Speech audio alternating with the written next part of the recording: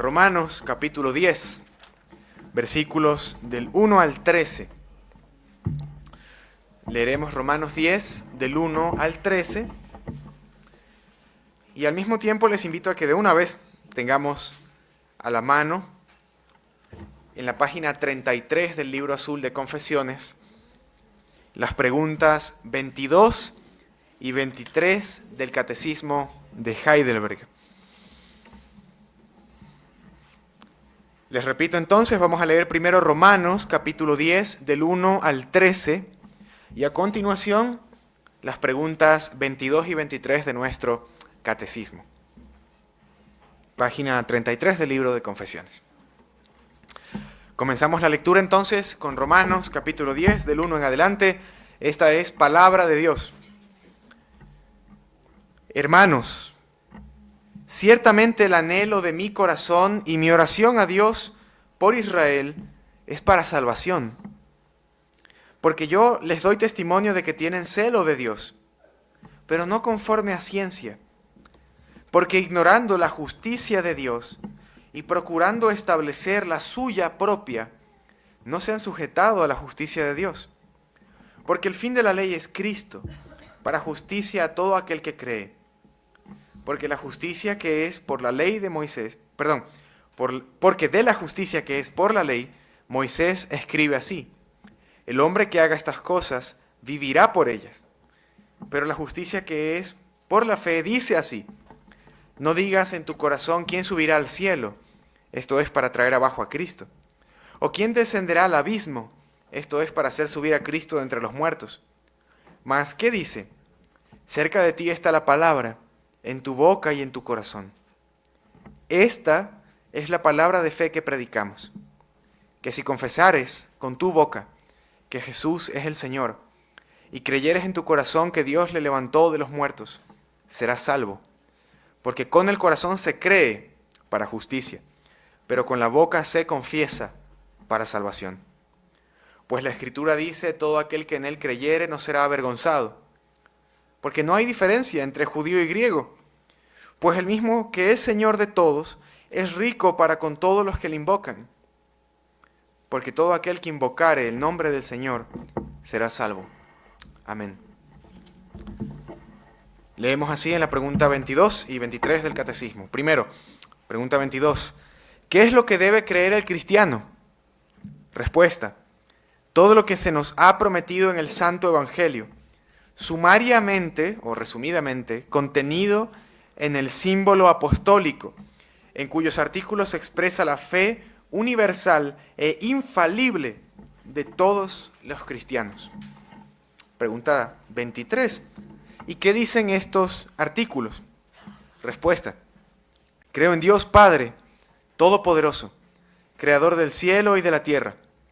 Creo en Jesucristo, su único Hijo, nuestro Señor, que fue concebido por el Espíritu Santo, nació de María Virgen, padeció bajo el poder de Poncio Pilato, fue crucificado, muerto y sepultado, descendió a los infiernos, al tercer día resucitó de entre los muertos, subió a los cielos, está sentado a la diestra de Dios, Padre Todopoderoso, de donde vendrá a juzgar a los vivos y a los muertos.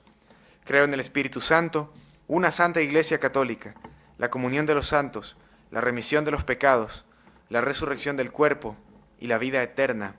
Amén. Oremos. Dios, ante tu palabra fiel estamos. Sean gratos los dichos de nuestra boca y la meditación de nuestro corazón delante de ti, oh Señor, roca nuestra y redentor nuestro. Amén. Querida Iglesia, la vida cristiana es una vida de fe. De hecho, quizás todos los que estamos aquí hemos escuchado ese famoso versículo de Hebreos 11. Sin fe es imposible agradar a Dios, porque el que se acerca a Dios es necesario que crea que le hay o que existe y que es galardonador de los que le buscan. Y como ustedes pudieron recordar la semana pasada, la verdadera fe, esa fe sin la cual es imposible agradar a Dios, no es ni solo conocimiento ni solo emoción. La verdadera fe es un conocimiento seguro, obrado por el poder de Dios a través del Evangelio, por el cual ustedes y yo llegamos a aceptar que es cierto, que es verdadero todo lo que la palabra de Dios dice. Pero aparte de ese elemento intelectual, aparte de que sí hay algo que leemos, escuchamos, entendemos, aceptamos, aparte de eso, la verdadera fe es algo más. Es una confianza de corazón, una confianza sentida, la confianza firme y segura que tienen los pecadores salvos de que no solo a otros, no solo al hermano que se sienta allá, no solo al pastor, sino a mí mismo, personalmente, Dios me da justicia, perdón, vida eterna. Esa verdadera fe, esa confianza que se aferra del Salvador es la que Dios usa como instrumento para salvarnos.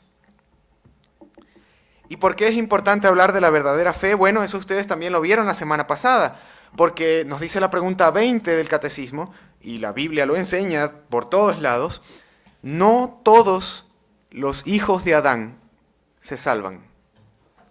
No todos los que pecaron en Adán, no todos los seres humanos son salvos, sino solo aquellos que se unen a Cristo por la fe. Entonces sí es bien importante hablar de la verdadera fe. En el pasaje que acabamos de leer en Romanos 10, Pablo nos presenta esa importancia de una manera muy clara. Él dice, mi oración, yo ruego a Dios y deseo con mi corazón que Israel sea salvo, que los judíos sean salvos. Pero, dice él, el problema con ellos es que tienen celo, quieren agradar a Dios, pero es un celo ignorante. Es un celo que no es conforme a ciencia, o sea, a conocimiento. No entienden que en su celo, intentando agradar a Dios, desecharon la manera de agradar a Dios, que es la fe. Y procuraron agradar a Dios estableciendo su propia justicia. Mi obra, yo me lo gano. Eso no enseñaba el Antiguo Testamento, pero los judíos torcieron el Antiguo Testamento y empezaron a vivir como si sus obras les garantizaran justicia delante de Dios. Y Pablo entonces nos pone ese contraste en Romanos 10 y nos dice, la justicia que es por la ley dice, haz todo esto y vivirás. O sea, obedece todo esto y te salvas. Pero ustedes y yo sabemos que eso no puede ser. No lo logramos. La justicia que es por la fe, dice él, en cambio, confía en esta palabra que predicamos. Y esa palabra que predicamos es que todo el que invoque al Señor será salvo. Todo el que confíe en su corazón que Cristo Jesús es el Señor y lo confiese con su boca, tiene perdón. Ustedes ya vieron entonces, la semana pasada, la primera parte de eso. Que la fe sincera confía, la fe genuina confía. Hoy nos corresponde ver la siguiente parte. La fe sincera no solo confía, sino que también confiesa. Ese es nuestro tema para esta mañana, querida iglesia. Los cristianos confiesan una sola fe. Confiesan una sola fe. Y vamos a ver tres cosas acerca de esa fe. Es una fe evangélica, es una fe universal y es una fe centrada en la obra de Dios. En primer lugar, hermanos, vemos que los cristianos confiesan una sola fe y es una fe evangélica. Y aquí hay un primer punto que aclarar, ¿no? ¿A qué nos referimos cuando decimos que es evangélica? En el argot popular latinoamericano, evangélico significa no católico, ¿no? Si alguien no es católico, hermano, es evangélico, ¿no? Y evangélico, si usted le dice a su vecino, mi fe es una fe evangélica, su vecino enseguida va a tener imágenes de la iglesia de la esquina pasándole por su cabeza, ¿no? De gente cayéndose para atrás, o de la banda de rock, o de todo lo demás. Entonces, evangélico eso, ¿no? Evangélico, corbata. Así piensa el común denominador de la población que nos rodea. Incluso quizás nosotros pensamos así. Y hay un sentido en el que es cierto, a ese tipo de congregaciones, o ese tipo de congregaciones surgieron de un movimiento en el siglo XIX que se conoció como el movimiento evangélico. Entonces, hay un sentido técnico en el que es cierto eso. Pero la palabra evangélico no significa de la iglesia evangélica. La palabra evangélico es un adjetivo que quiere decir aquello que tiene relación con ¿qué? Con el evangelio. En ese sentido estamos diciendo aquí que nuestra fe es una fe evangélica. ¿En qué sentido? En el sentido en el que el catecismo nos dice qué es lo que debe creer el cristiano y nos responde diciendo todo lo que se nos ha prometido en el santo evangelio. Y aquí viene otra pregunta. ¿Qué significa evangelio? ¿Qué es el evangelio? Hablamos de eso todos los domingos. Usted habla de eso entre semana. Usted seguro ha dicho miles de veces en su vida que en su iglesia predican el evangelio, que hay que hablarle a otros del evangelio, pero no siempre estamos tan claros de qué es esto de un evangelio, finalmente. Bueno, en su origen, aunque a ustedes les pueda sorprender eso, la palabra evangelio no tenía nada que ver con la fe cristiana. Un evangelio es una palabra griega que se usaba para hablar de las buenas noticias, del buen anuncio que daba a alguien cuando se anunciaba la victoria en una batalla. Había una persona que tenía esta misión, ¿no?, de ir y decirle a la gente, ganamos. La batalla terminó así, vencimos. Y entonces se le conocía a esa persona como el que lleva el evangelio. De hecho, si ustedes recuerdan ese famoso pasaje de Isaías, hermosos son los pies del que anuncia la paz, las buenas nuevas. La Biblia, el Antiguo Testamento traducido al griego que usaban los apóstoles, traducía eso como hermosos son los pies del que evangeliza. Y la idea era esa, la idea era del que viene corriendo de la batalla a decir, ganamos. Luego se empieza a asociar eso con toda buena noticia, sobre todo buenas noticias públicas, buenas noticias que impactaban a otros. Y como ya vimos hace semanas, ese evangelio, ese anuncio de las buenas noticias, de la victoria, no empezó con el Nuevo Testamento. De hecho, hemos visto que eso empezó desde el Edén. Así que cuando el Nuevo Testamento llega a nosotros, y vemos, por ejemplo, Marcos 1:15, y Cristo diciendo, el tiempo se ha cumplido, el reino de Dios se ha acercado, arrepentíos y creed en el evangelio.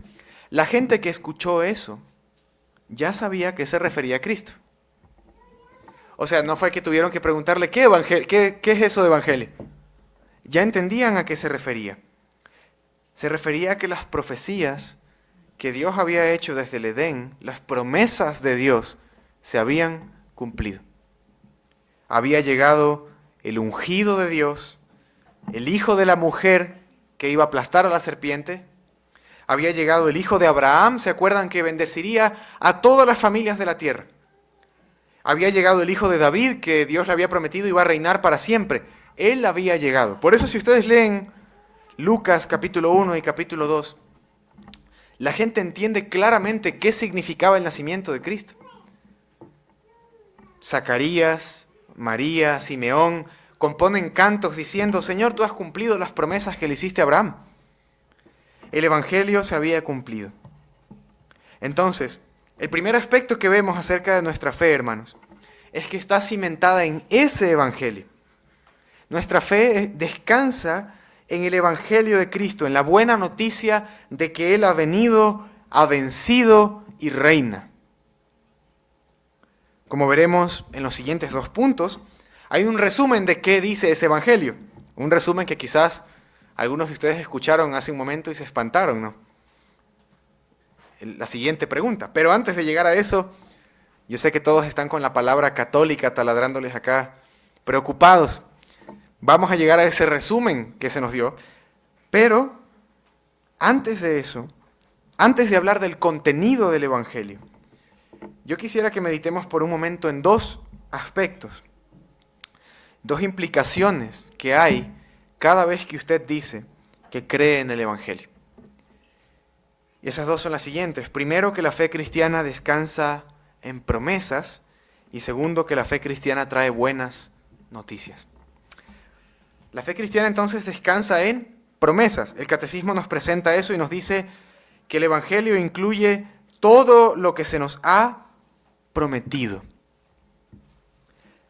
Querido hermano, hermana, la fe que usted tiene como cristiano, la fe que yo tengo, la fe por la cual los mártires han muerto y por la cual han vivido millones de cristianos a lo largo de la historia, la fe verdadera que une al hombre con Cristo, esa fe no descansa en nuestras obras, no descansa en nuestro desempeño.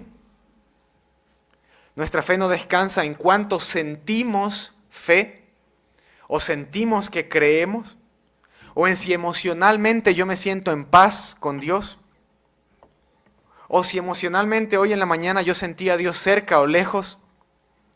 Nuestra fe no descansa en nuestra experiencia, no descansa en nuestra victoria contra el pecado, no descansa ni siquiera en la iglesia y lo que la iglesia ha dicho a lo largo de la historia. Nuestra fe descansa, y no se olvide de esto nunca, en las promesas infalibles, inquebrantables, perfectamente seguras y confiables de un Dios que no puede mentir y no puede cambiar. El carácter de Dios le garantiza a usted, cristiano, que las promesas de Dios son seguras. Porque Dios, para ser Dios, tiene que ser la clase de ser que no cambia. Si Dios cambiara para mejor, ya no sería Dios, porque significaría que no es perfecto. Si algo puede mejorar, ya no es perfecto. Y si Dios cambiara para peor, tampoco sería Dios, porque dejaría de ser perfecto. Dios, por definición, para ser Dios, para que esa palabra signifique algo, tiene que ser inmutable, no cambia. Y el hecho de que Dios no cambie significa que cuando Dios dijo hace miles de años, no me deleito en la muerte del impío, sino en que se convierta y viva, eso sigue siendo verdad hoy. Dios hoy quiere que el incrédulo viva y se arrepienta. Cuando Dios dijo hace miles de años, venid y estemos a cuentas, y si sus pecados son rojos, llegarán a ser blancos como la lana, significa que eso sigue siendo cierto hoy.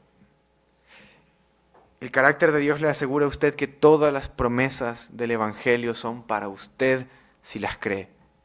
Y serán mañana, y serán cuando usted tropiece, y serán el día en que no ore lo que debería orar, y serán el día en que falle, seguras para usted igual. El carácter de Dios le asegura que Cristo no solo le dijo a los judíos de su tiempo, sino que le dice a usted, todo el que viene a mí yo no lo echo fuera, Juan 5. Vaya a Cristo y tenga la certeza de que eso es cierto. El carácter de Dios le asegura a usted que cuando Dios dijo, no te dejaré ni te desampararé, se lo dijo a usted también. Le asegura a usted que cuando el Señor dijo, yo he borrado tus rebeliones y las he deshecho como la niebla en Isaías 43, esa promesa es para usted. Que cuando Dios dijo a través del profeta Oseas, yo he destruido la muerte, he aquí muerte, yo seré tu muerte. Esa promesa es para usted. Crea eso. Viva con el consuelo y la seguridad de que su Dios le ha dado promesas. El carácter de Dios es lo que le asegura a usted como padre que sus hijos son hijos de Dios. Porque Él ha dicho, yo seré tu Dios y el de tu descendencia después de ti. Y usted debe descansar en esa promesa y enseñarle a su hijo a confiar en esa promesa, para que crezca y la crea también. El carácter de Dios, finalmente, y las promesas de Dios son lo único en lo que descansa su fe. Si usted hace que su fe descanse en cualquier otra cosa, va a sufrir un montón. Porque si su fe descansa en cuanto usted siente que tiene fe, ¿qué pasa cuando se levanta en la mañana y no siente que tiene fe? Y se pregunta, ¿y si no creí nunca? ¿Y si me engañé? ¿Y si siempre fui un hipócrita y nunca he sido cristiano hasta hoy? Bueno, si su fe está descansando en la calidad de su fe, se va a deprimir horrible. Si su fe, en cambio, descansa en las promesas de Dios y usted tiene esa sensación, ¿qué va a hacer? Bueno, Señor, no sé, siempre va a haber hipocresía en mí, siempre va a haber falsedad en mí porque soy pecador, pero tú has dicho que Cristo Jesús vino al mundo para salvar a pecadores. Yo soy el primero, sálvame. Y confío en tu promesa, punto. Si su fe descansa en qué tan buen desempeño tiene usted como padre, ¿qué va a pasar cuando su hijo un día no haga lo que usted le pide o no quiere venir a la iglesia o se rebela? Se acabó la fe. Pero si su fe descansa en las promesas de Dios, usted puede decir, capaz mi hijo hoy está andando mal y le voy a amonestar y le voy a corregir y le voy a decir que está mal, pero yo confío en que Dios ha dicho que es su Dios también. Y Él verá cómo tratar con él. Si su fe descansa en cualquier otra cosa, en su desempeño, en sus emociones, todo eso es mutable. Todo eso es cambiable. Sus emociones cambian, su desempeño cambia, su sentimiento de fe cambia. Lo único que nunca cambia es la fidelidad de Dios a sus promesas. Y esa es la primera parte que debe usted recordar cuando piensa en cómo es su fe. Es una fe que descansa en promesas. Y en segundo lugar, la fe cristiana trae buenas noticias. Y casi parece redundante decir esto, hermanos, pero eso significa evangelio. Si usted le habla a una persona de lo terriblemente pecadora que es y le deja ahí, no le evangelizó. No vengan a decir, hermano, yo le evangelicé al del Uber porque le dije que estaba mal y le dije que era pecador y que su iglesia era un desastre porque era católico e idólatra y me bajé del carro y me fui. No le evangelizó. Le dijo algo cierto, le dijo una parte, y es necesario predicar esas malas noticias, pero solo como preparación, como camino para las buenas. No solo con otros, con nosotros mismos. Si mi oración es solo, Señor, soy un terrible pecador, soy miserable, no sirvo para nada, nada de lo que yo hago vale, lo cual en un sentido es cierto. Pero si me quedo ahí y no doy el otro paso, pero tú me recibes en Cristo, pero tú me aceptas, pero tú me has salvado y tú usas mi obra imperfecta para tu gloria, no hay evangelio. El evangelio son buenas noticias. El evangelio es mirar a alguien que sí está hundido en su miseria, sí ha pecado, sí es enemigo de Dios, y decirle, Dios envió a su Hijo para reconciliarte si tú crees en Él. Deja de pelear con Dios. Deja de vivir en rebeldía contra Dios. Cree en el Hijo y sé salvo. Yo sospecho que hay algunos predicadores, cuyos nombres no mencionaré, famosos, que estarían cómodos si sacaran un versículo de Juan 3 de la Biblia. Y es Juan 3:17. No solo el 16, el 17, porque no envió Dios al Hijo para juzgar y condenar al mundo, sino para que el mundo sea salvo a través de Él. Cristo va a juzgar en un momento, Cristo va a volver para juzgar, pero en este exacto momento, Cristo, en la economía de la salvación, en la administración de la salvación, Cristo está obrando como Salvador. Cristo es presentado como el que salva. Va a haber un día en el que ya no. Va a haber un día en el que Él vendrá a destruir a los enemigos de Dios y a todo el que no quiso arrepentirse. Eso es cierto. Pero usted puede con toda confianza ir y decirle a una persona, estás viviendo en rebeldía contra Dios, pero Dios amó tanto al mundo que envió a su Hijo unigénito, para que todo aquel que en Él crea no se pierda, sino que tenga vida eterna, porque no envió Dios al Hijo al mundo para destruir al mundo, sino para que el mundo sea salvo por Él. No todos van a ser salvos, evidentemente, pero la intención salvífica de Dios está allí. Y eso no tiene nada de conflicto con la fe reformada, por si acaso. La fe reformada siempre ha predicado la libre oferta del Evangelio. Gracia para todo aquel que Dios quiera atraer y venir a Cristo. Buenas noticias. Nunca perdamos de vista eso, hermanos. Nunca. Porque haríamos más daño predicando un evangelio a medias, negativo, sin Cristo, que incluso si no lo predicamos. Así llegamos entonces al segundo punto de hoy, hermanos. Hemos visto que la fe que confesamos es evangélica, es de buenas noticias, pero también es una fe universal. Y este aspecto es el que les decía, hermanos, viene una parte del catecismo que seguramente puede dejar desconcertado a más de uno cuando la lee por primera vez. Si usted tuvo la misma experiencia que mi familia, por ejemplo, de llegar a una iglesia reformada por primera vez al servicio de la tarde y escuchar cómo confesaban el credo apostólico, seguramente se espantó.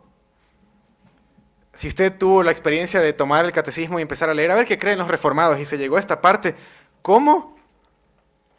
Pero esto es católico. Esa es la respuesta de fábrica que tenemos. Vine a parar a una iglesia católica sin imágenes. Hay un sentido, bueno, vamos a hablar del significado de católico, pero continuemos. El catecismo nos presenta, hermanos, que el resumen del Evangelio, que lo que un cristiano debe creer, se resume en los artículos del credo de los apóstoles. Y esto puede parecernos sorprendente hoy, les insisto, porque no estamos acostumbrados, porque el evangelicalismo se ha alejado de su herencia histórica. Pero hermanos, para los primeros protestantes, para los cristianos protestantes que murieron por su fe protestante, esto no era un problema. Para ellos no estaba en juego si esta era la verdadera fe. El problema con Roma no era el credo, en pocas palabras. El problema con Roma era lo que ellos habían añadido y torcido del credo.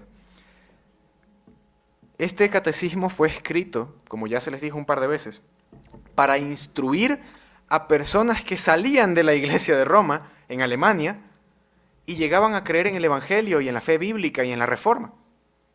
Y aún así, para instruir a esas personas se incluye esta pregunta: ¿qué debe creer un cristiano?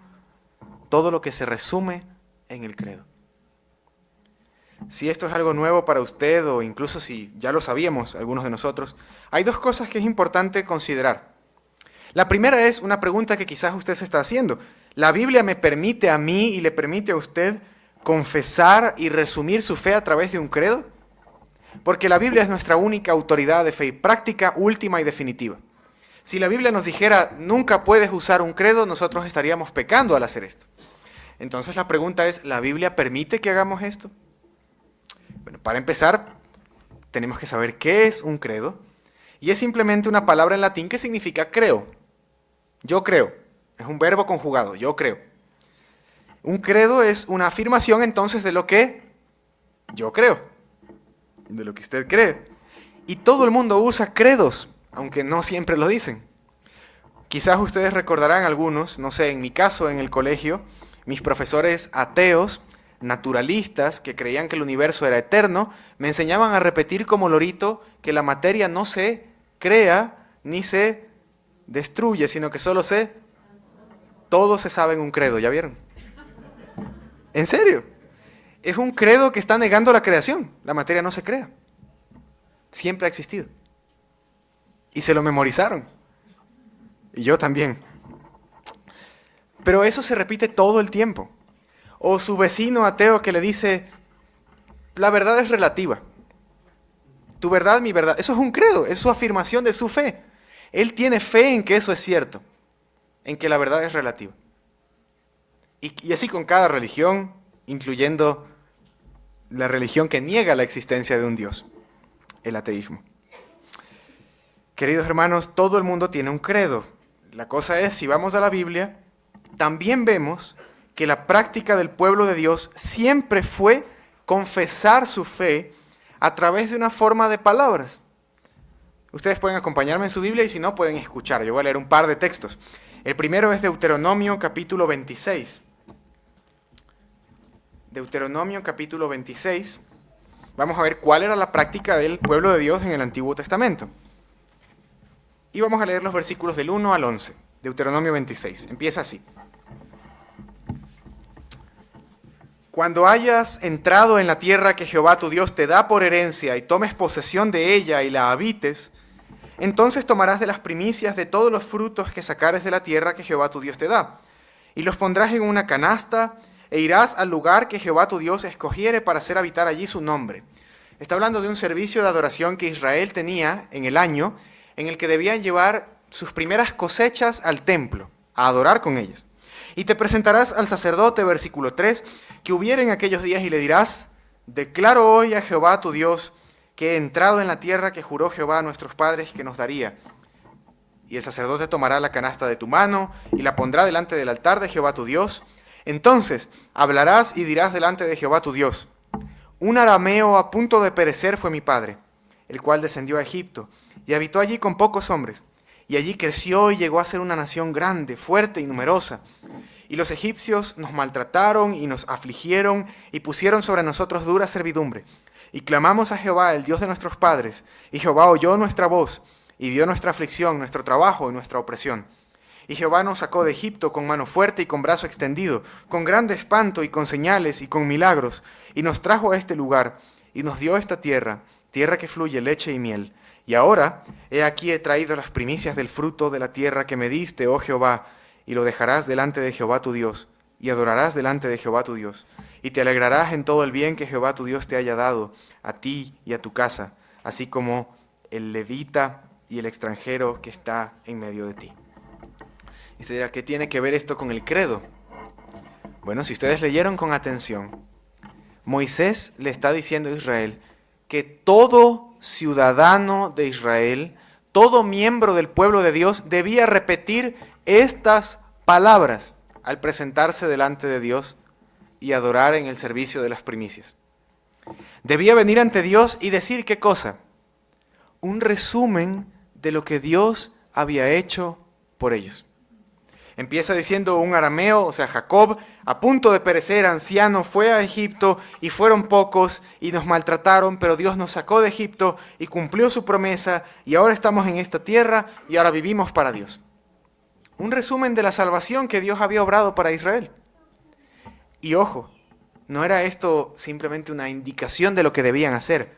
Si ustedes recuerdan, en los primeros versículos, te presentarás y le dirás. Hablarás, versículo 5, y dirás delante de Jehová tu Dios. Estas palabras las repetía el judío piadoso todos los años para confesar su fe. Pero no es el único texto, ¿no? Volvemos a Romanos 10:9, que acabamos de leer hace un momento, solo por recordarlo, en la epístola de Pablo a los Romanos, capítulo 10, versículo 9. Pablo insiste en eso, que si confesares con tu boca que Jesús es el Señor, y creyeres en tu corazón que Dios le levantó de los muertos, serás salvo. Todo ciudadano romano, en tiempos del culto al emperador, estaba mandado por ley a decir César es Señor y presentar su sacrificio delante de un altar al emperador. Como si hoy en día adoráramos al presidente, algo así de grotesco. Aunque bueno, quizás hay fanatismos de ese tipo en cada nación, pero bueno, así lo hacía Roma. Cuando Pablo le dice a la gente que tenían que confesar Jesús es el Señor, les estaba diciendo, tienen que hacer una profesión pública que les puede costar la vida incluso, pero que resume el Evangelio. Cristo Jesús es Señor, no César, Cristo. Luego si seguimos adelante, la primera carta de Timoteo, y es el último que leeremos, aunque podríamos leer muchos más. 1 Timoteo 3:16. En el versículo 15 se nos dice que la iglesia debe ser la columna de la verdad. ¿Y cuál es la verdad que debe defender? Versículo 16. Indiscutiblemente grande es el misterio de la piedad. Dios fue manifestado en carne, justificado en el Espíritu, visto de los ángeles, predicado a los gentiles, creído en el mundo, recibido arriba en gloria. Un resumen del ministerio de Cristo. Cristo es Dios manifestado en carne, Cristo fue proclamado por el Espíritu, Cristo fue anunciado por los ángeles, Cristo es predicado a los gentiles, el mundo lo cree y luego Cristo ascendió y fue recibido arriba en gloria. La mayoría de comentaristas está de acuerdo de que esta frase, este misterio de la piedad que menciona Pablo, era lo que se le pedía confesar a las personas que venían pidiendo el bautismo. Su fe finalmente confesada públicamente. Luego, con el tiempo, hermanos, por no hacerles la historia larga, llegaron herejes, empezaron a enseñar cosas que no estaban bien y la iglesia tuvo que ir añadiendo clarificaciones, aclarando, ¿no? Luego llegaba un hereje y decía, sí, Dios fue manifestado en carne, pero no es Cristo. Entonces la iglesia tenía que reunirse y componer un documento y decir, no, Cristo sí es Dios. Y luego venía alguien y decía, claro, Cristo sí es Dios, pero el Espíritu Santo no. Y luego venía la iglesia y tenía que reunirse y añadir eso al credo y decir, no, el Espíritu Santo también es Dios. Y el credo apostólico, hermanos, finalmente, es uno de los más antiguos que tenemos, probablemente del siglo IV, y se expresa casi totalmente en el lenguaje de la Biblia. Vamos a la pregunta 23, solo un momento para ver eso. No les voy a exponer el credo porque eso es lo que va a suceder en los siguientes sermones, pero por ahora vamos a ver cómo este lenguaje que utiliza es extraído de la propia Biblia. Creo en Dios Padre Todopoderoso. La Biblia enseña eso. Él creó el cielo y la tierra. La Biblia enseña eso. Creo en Jesucristo, que es su Hijo unigénito o único y es nuestro Señor. Nadie va a cuestionar que la Biblia enseña eso. Fue concebido por el Espíritu Santo, Lucas 1, nacido de María Virgen, Lucas 2. Padeció bajo el poder de Poncio Pilato, los 4 evangelios nos lo cuentan. Fue crucificado, muerto, sepultado, descendió a los infiernos. La Biblia enseña esta idea de que la ira de Dios, la misma ira del infierno, cayó sobre Cristo. Cristo soportó la ira del infierno en la cruz, porque la ira del infierno es la ira de Dios contra pecadores. La Biblia enseña que Cristo resucitó al tercer día, 1 Corintios 15, según las Escrituras. Subió a los cielos, Hechos capítulo 1. Está sentado a la diestra de Dios, Marcos 16. Padre Todopoderoso, una vez más, de donde vendrá a juzgar a los vivos y a los muertos. 1 y 2 de Tesalonicenses, Apocalipsis. Creo en el Espíritu Santo, bueno, toda la Biblia, finalmente. Una santa iglesia católica en el sentido de universal, eso es lo que significa la palabra católico. En griego, katholos significa de acuerdo a todo, según el todo o en todo. Es la que está en todas partes. Es la iglesia universal, la iglesia que no solo es una secta en un lugar, sino que está en toda tribu, lengua y nación. La Biblia lo enseña, en todo Apocalipsis, por ejemplo. La comunión de los santos, no en el sentido de los católicos, de invocación de santos. La Biblia llama a los creyentes ¿cómo? Santos. Todos los domingos en la mañana empezamos así. A los santos, a los llamados en Cristo Jesús, gracia y paz. ¿Creemos en nuestra comunión? Sí. La remisión de los pecados, bueno, la Biblia lo enseña.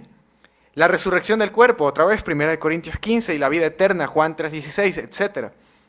Amén. Es un resumen fácil de memorizar, fácil de tener presente, de su fe. Lo segundo que tenemos que considerar, hermanos, es qué implicaciones tiene para nosotros el hecho de que nuestra iglesia confiese este credo y que el credo resume el Evangelio. Primero, y este quizás es el punto de aplicación en el que más quiero que meditemos, el hecho de que este credo resuma nuestra fe, lo une a usted, hermano, con la iglesia en todos los tiempos y en todas las naciones como una gran familia. Si usted alguna vez ha sido tentado a pensar, Luz de Vida somos 120 personas, más o menos, en medio de un país de millones y millones de habitantes, no tenemos tanto impacto, estamos medio solos, no salimos en las noticias, nadie se entera de lo que hacemos. Piensa en esto. Cada tarde cuando usted viene a la iglesia, por cierto, venga en la tarde, cada tarde cuando usted se congrega aquí, y en serio cada mañana cuando predicamos el Evangelio, y cada vez que usted medita en esto, y usted recuerda que esta es su fe, pero de una manera especialmente hermosa, cada vez que la iglesia se reúne en la tarde y el ministro o el predicador preguntan, amada iglesia del Señor, ¿en quién cree usted? Y usted confiesa esto, usted está uniendo su voz al coro de milenios de cristianos que vivieron y murieron por esa fe. Usted está confesando la fe por la cual vivieron y murieron los reformadores. Usted está confesando la fe por la cual vivieron y murieron mártires perseguidos bajo el Imperio Romano. La fe que confesaron en su último momento. La fe que sus hermanos han dicho en su último aliento. Es esta. Una gran familia en torno a una sola fe. Usted es parte del plan de Dios de salvar a toda tribu y nación representativamente en la iglesia. Y cada vez que confiesa esta fe, se acuerda de eso. Y si usted llegara a visitar una iglesia reformada, cristiana, que confiesa esta misma fe en Bután, en la India, en Corea, no va a entender mucho de sus prácticas culturales, pero esto es el vínculo que le une con esas personas. La fe en la obra de Dios, en Cristo, confesada así. Por eso siempre en la tarde, cuando hemos confesado a veces el credo niceno, les recuerdo que tiene 1700 años de historia. No es sí es porque soy aficionado de la historia también, no, tiene una parte ahí. Pero no es una curiosidad, es para que usted medite un momento en eso y diga, 1700 años. El país en el que usted y yo vivimos tiene 200 nada más. Para que calcule un poquito. El descubrimiento de América sucedió hace 500. 1700 años. Países han caído, países se han fundado, gobiernos han pasado, constituciones se han escrito, la ropa ha cambiado, la moda ha cambiado, la música ha cambiado, el arte ha cambiado, pero la iglesia sigue confesando la misma fe. Y la seguirá confesando cuando usted y yo, si el Señor no viene antes, muramos, y cuando los más pequeños de entre nosotros, que apenas están en brazos ahora, vivan y crezcan y envejezcan y mueran, la fe de la iglesia seguirá siendo la misma. y por la eternidad usted y yo alabaremos a Dios por la misma fe. Apocalipsis 15:3 nos cuenta que los creyentes redimidos adoran a Dios diciendo esto: grandes y maravillosas son tus obras. Y eso nos lleva finalmente al último punto, hermanos.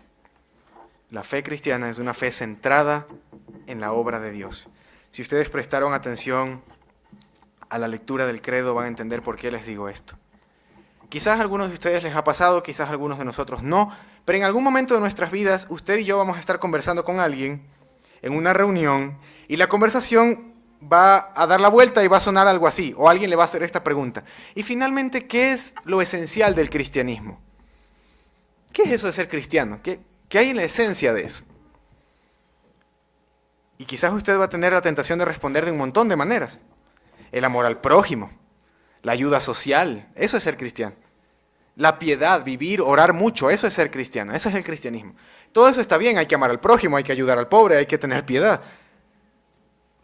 Pero la esencia de ser cristiano, el núcleo de la fe cristiana no está en lo que usted y yo hacemos.